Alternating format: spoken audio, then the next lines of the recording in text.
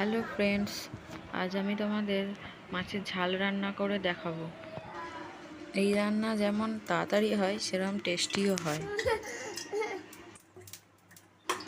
প্রথমেই কড়াইয়ে তেল দিয়ে গরম করে নিয়ে তেল ভালো করে গরম করা হয়ে গেলে তার মধ্যে মাছ দিয়ে নুন হলুদ মাখানো মাছ ভেজে নেব। কিছুটা সর্ষে আর দুটো শুকনো লঙ্কা পেস্ট করে নেব।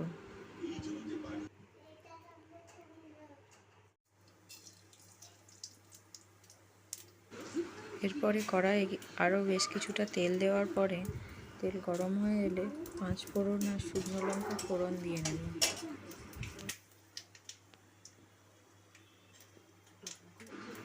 ফোড়নটা খুব ভালোভাবে হয়ে যাওয়ার পর কিছুটা টমেটো কুচি দিয়ে দেব।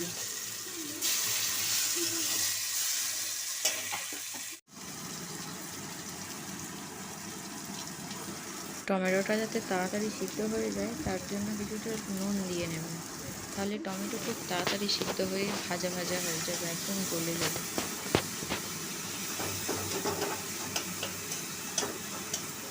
টমেটোটা ভালো করে গলে যাওয়ার পরে সর্ষে লঙ্কার পেস্টটা দিয়ে দেবো।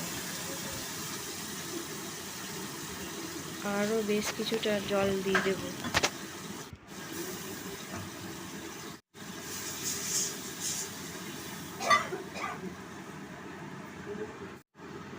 ঝোলটা ফুটে ওঠার পরে পরিমাণ মতো হলুদ, পরিমাণ মতো নুন দিয়ে দেব।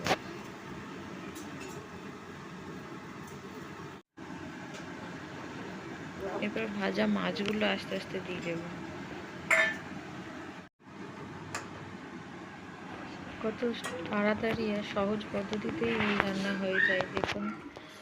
যদি আমার রান্না ভালো লেগে থাকে লাইক, কমেন্ট অ্যান্ড শেয়ার করবেন, আর সাবস্ক্রাইব করতে ভুলবেন না কিন্তু।